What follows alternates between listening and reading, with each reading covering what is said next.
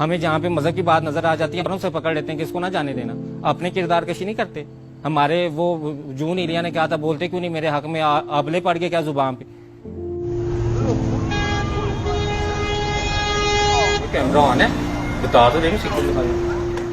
تو کیا ان کے بارے میں بولتے ہوئے آبلے پڑتے ہیں زبان پہ؟ یہ سوشل میڈیا والوں کو, یہ پرنٹ میڈیا والوں کو, یہ جو میڈیا والے کیوں نہیں بتاتے؟ یہ جو پچھلے دنوں واقعہ ہوا ہے لاہور گرامر اسکول کا جس میں وہ بچیوں نے کہا کہ ابھی ہماری تصویریں لیک ہوئی ہیں اور ہماری جو ہے وہ ٹیچرز ہمیں ہراس کرتے ہیں. کدھر گئی عوام ساری؟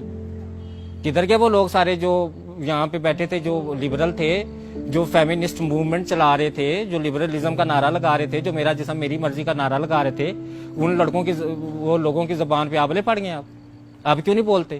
آپ کیوں نہیں کہتے کہ اس تعلیمی نظام کو بند کیا جائے؟ بھائی یہ کیپٹلزم ہے, بھائی یہ سیکولرزم ہے, اس کو بند کیا جائے. یہ لبرل ہونے کے نام پہ سیکولر ہریسر بن گئے. وہاں پہ تو ہمیں کچھ بھی نظر نہیں آتا, وہاں پہ تو ہم پرسنل میٹر کہتے ہیں.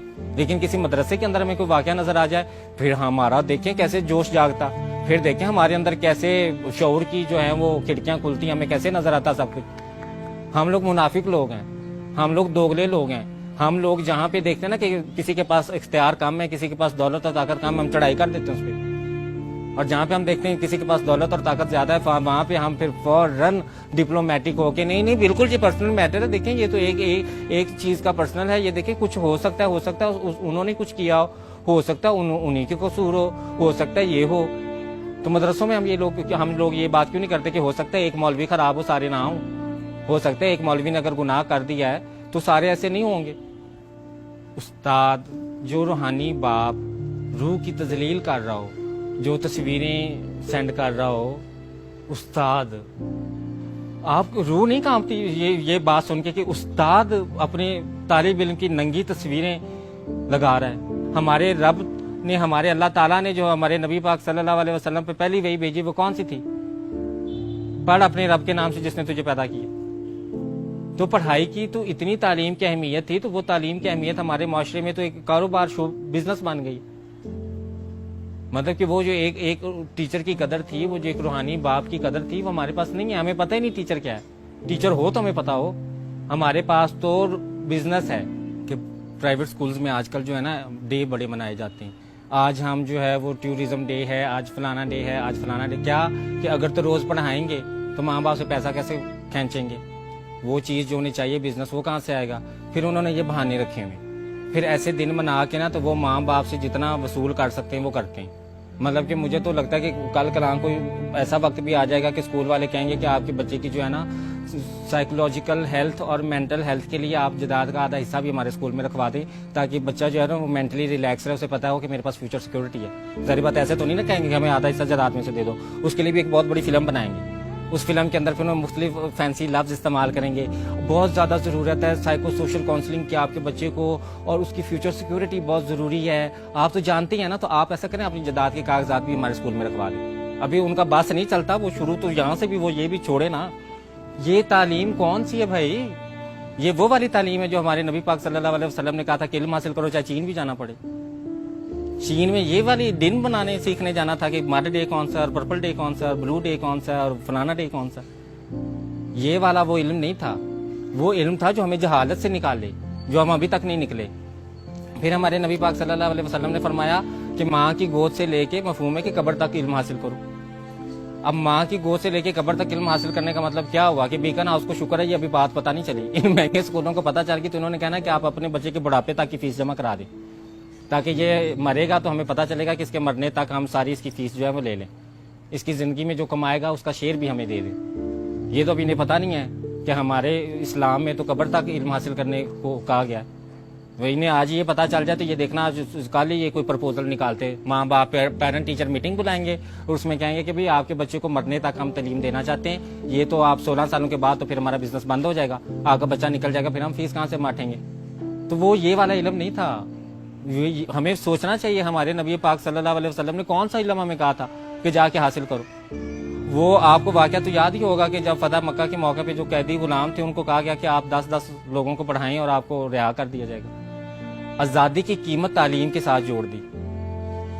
مطلب کہ آپ کو یہ تو نہیں کہا گیا کہ آپ اتنا زیادہ مالے غنیمت جتنا بھی ہے وہ استادوں کو دے دیں. اس وقت یہ स्कूल उस वक्त के खुले होते ना तो इन्होंने कहना था कि जी ये माले गनीमत जितना भी है ना ये बच्चों की सोशल सिक्योरिटी के लिए हमें दे दें, ये हम अपने पास रख लेते हैं, बच्चों का माला तालीम देने। इन्होंने फिर भी माले गनीमत ले लेना था, तालीम नहीं देनी थी। अब मुझे समझ नहीं आती कि एक तो माँ बाप बेचारों ने जान तोड़ के, जान मार के, फाके करके, पैसे इकट्ठे करके बच्चे को स्कूल में दाखिल करा दिया।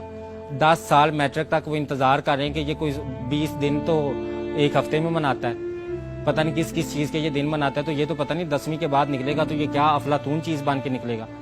तो वो तो अफलातून बन के नहीं निकलता, वो तो या रेपिस्ट बन के निकलता है, या वो सेक्सुअल हरेसर बन के निकलता है, या वो ड्रग एडिक्टेड बन के निकलता है। कितनी यूनिवर्सिटीज़ में चले, मैं आपको सारला जाके दिखाती हूँ, वहाँ पे नशा लड़कियाँ और लड़के मिल के कर रहे हैं। वो जो कौम की माँ थी, वो जो माँ जिसके बारे में कहा गया था कि आप मुझे अच्छी माएँ दें, मैं आपको अच्छी कौम देता हूँ, वो माँ तो आज नशे पे लगी हुई है, वो तो आइस पी रही है।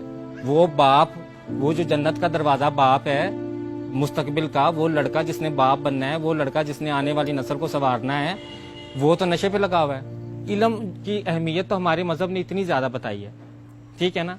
और उस इल्म की अहमियत को लेके हमने बीकन हाउस बना दिया, हमने दारे अरकम बना दिया, हमने सिटी स्कूल बना दिया, लेकिन हमने वो चीज़ नहीं बनाई जो बननी चाहिए थी।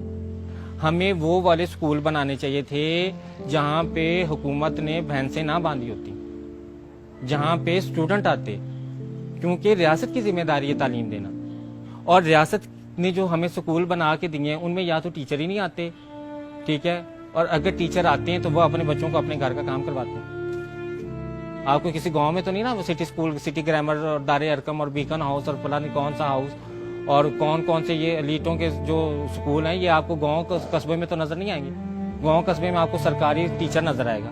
सरकारी टीचर का इमेज क्या है मुझे बताएं आप। एक रूहानी बाप गांव में भी बैठा हुआ है ना, हमारा जो एक कस्बे है इतने ज्यादा, वहां पे भी एक रूहानी बाप बैठा है जिसकी हम बात नहीं करते।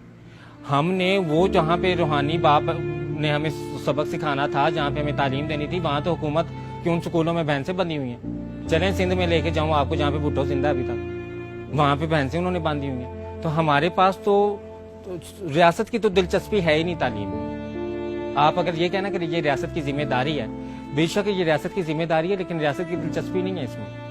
रियासत की दिलचस्पी आपको नजर बजट देख के नजर आ जाएगी। आप तालीमी बजट देखें, आपको नजर आ जाएगा कि कितना तालीम को जरूरी समझती है हमारी रियासत इंसानों की। और जब हमारे पास तालीम ही नहीं है तो हमारे पास कोई जिंदगी का मकसद नहीं है। और जब हमारे पास कोई जिंदगी का मकसद नहीं है तो फिर यही होना है जो सोसाइटी में हो रहा है।